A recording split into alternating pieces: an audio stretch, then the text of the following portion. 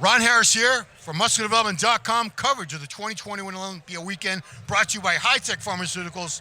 We just wrapped up 10 hours. I'm not even kidding you. Judging this morning went from 9 a.m. to 2 p.m. We got here at 7 p.m. It's almost midnight. Woo! Yeah, 11:56. Anyway, we just wrapped up judging for the Mr. Olympia finals for a bunch of other divisions. I'm going to do a live in a little bit from my hotel room. It's too noisy here. So we're just going to focus here. While I have Milos, the Mind Sarcev, we're going to talk about the Mr. Olympia judging. We're going to start, because we have the October issue with Big Ramy on the cover. We had an idea.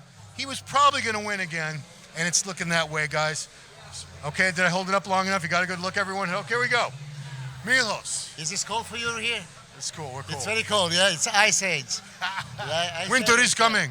Yeah, that's... Winter is here for a long time, and it's going to be Ice Age, I think. What we saw today, again, Ramy repeated his condition, and that size is just overwhelming. I'm aesthetics kind of guy, and I love Brandon's physique, but even as aesthetically, inclined bodybuilder and purist, when you look at that size of Ramy, that width, those quads, that basically one looks like two of Brandon's, it's very hard to go Brandon's way. So as much as I love Brandon and I love his physique, I don't know the judging criteria. Would they actually allow the aesthetics dominate in this big sport? Yeah, Brandon came in 10 pounds heavier. I think it all went to his upper body. He still needs more leg because, like you said, when you're standing next to Big Ramy, these are the biggest legs in the world. Maybe the biggest legs that have ever walked the earth. I don't know. But Brandon has a beautiful physique, crazy, great shape, great aesthetic, symmetry, flow, all that. Yes. But Ramy is just so much, and he came in sharper than last year. Once I heard he was 300, I thought, he's probably not going to be as good as last year. I think he was better. Yeah, Ramy is just overwhelming. I mean, we love his physique for a long time. Last year he came in condition. I couldn't really tell if he improved on condition, but he was as conditioned as last year and possibly a little bit bigger.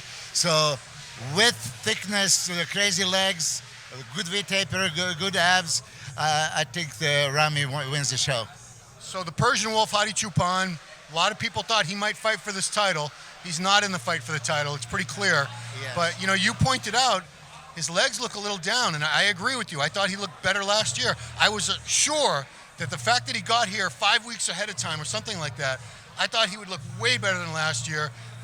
I thought he looked his best on the Olympia stage probably 2 years ago. Yes, I mean, let's face it, he was super conditioned. I love his condition. He was dry, he was striated, he was flattered through to his chest, so he maybe didn't appear even upstairs as big as he normally did, but his back was improved. I love his back double biceps and the lat spread this time better than previous 2 years. But for whatever reason, legs were down. That sweep was just not there. I think the volume in size came down. I still see him clearly third. Yeah.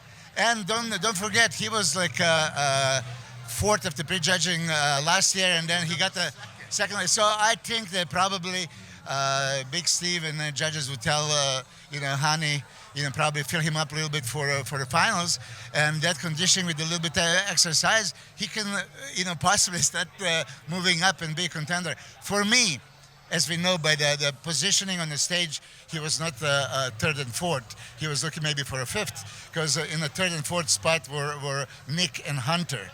But for me, really, just being objective, he had enough legs to battle both Labrada and Nick, and the upper body was sharper, abs were deep, back was very good. So I see Hadi third, but judges probably don't. Judges see it between Nick and Hunter. I saw Hunter beating Nick. I think this was the best Hunter we saw. Yeah, I do. Still, maybe it's not as dry and as polished as his father was, but this was big improvement. This is the best Hunter Labrada we've seen. And actually, I see him beating Nick Walker. So you have Bonac ahead of them, though. Bonac is in a mix between Hunter, Nick, and Hadi. I think by positioning all the way to the side, judges are not favoring him for a third and fourth place. Okay. Rolly Winkler, just to say briefly, do you think Rolly has put his size back on? Yes, Rolly's upper body is mind-boggling. I mean, really, we were watching. If he did have the a leg sweep, he would be definitely contender. As he was posing, they keep moving him outside, but upper body alone, oh my God, that's front, side, back. Rolly can contend for the title. Yeah. So then after that, we have Akeem, we have Ian Valliere. I'm forgetting Justin Rodriguez. Yeah, and James Hollingshead. James Hollingshead. Yes, I think there it's between Jan Valliere and Akeem, with Justin being improved from Arnold Classic. Yeah, I still think that he's, top heavy and bottom light. That his upper body is, way too overwhelming. And Akeem is a monster. Thick, a little bit better condition than Arnold Classic. Will it be enough to put him there in front of Jan Valliere? I'm not sure. Jan was his typical self. It's not really an improvement or a loss of condition. Yep. It's about there, but with this kind of lineup, this is the next step in levels. So as we know, the finals are tomorrow night, and 50% of the judging is done again tomorrow night with that confirmation round. So things could change. We'll see what happens. Let's talk about 212. After the judging today, I had a strong feeling Derek Lunsford was probably going to win, but I didn't know because the champ has to be knocked out, and I didn't know if Derek had enough to knock out the champ, John Clarita. But that's what ended up happening. I'm sure it was a very close decision. But how do you think Derek got the win? Well, I think, of course, if you're looking for ideal structure in bodybuilding, you look at the Derek Lunsford. This is God-given shape. A width of the shoulders, lats, small waist, sweeping thighs. That's a God-given ideal shape. So, as I said before, if he comes in the same kind of condition as Sean and Kamal, they can't contest him. He wins. But he never presented great condition. I still think that Sean and Kamal out-conditioned him, but that structure was just too much. That width, front relaxed, front double biceps, back double biceps, lat spread, that was too much for Sean Clarita. So, yes, conditioning would go to Clarita, but overall impression, I think this is a good call because, they're leading towards the aesthetic, shapely, and V-tapered physique. So I love Sean, I love Derek.